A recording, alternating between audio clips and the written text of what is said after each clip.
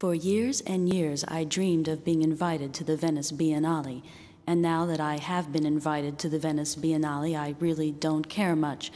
I once heard an Andy Warhol quote that said, after years of wanting to be famous and successful, when you finally do get famous and successful, you don't care anymore. But I was very young then, and wanting to be famous and successful did not believe it.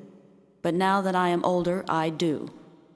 It was the only thing I heard Andy Warhol say besides wow or that made sense.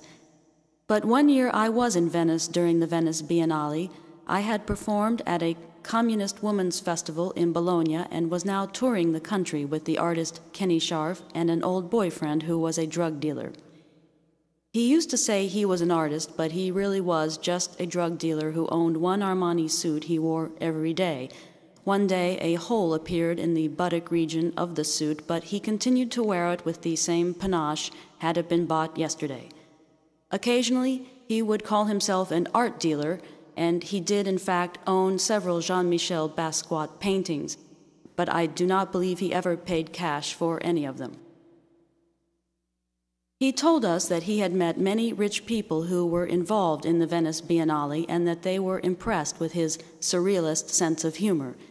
He was invited to a dinner that was hosted by very rich people for some very famous artists. However, Kenny Scharf and I were not invited to this dinner, so we decided to get very drunk on cheap wine and chase pigeons in the Piazza San Marco, where we did a tango for all the tourists, then ran screaming back to our pensione. We were all extremely horny from looking at all the beautiful Italians, especially the northern ones, and the police in Rome, who were all 18 and looked like they should be in a Bruce Weber photographed ad campaign. Finding no sexual gratification, Kenny Scharf suggested that we have sex together.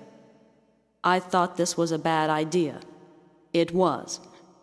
Later, the ex-boyfriend drug dealer with the Armani suit returned with tales of wowing the rich patrons and famous artists with his wit, and that we would all be invited to the Venice Biennale. Of course, we never were.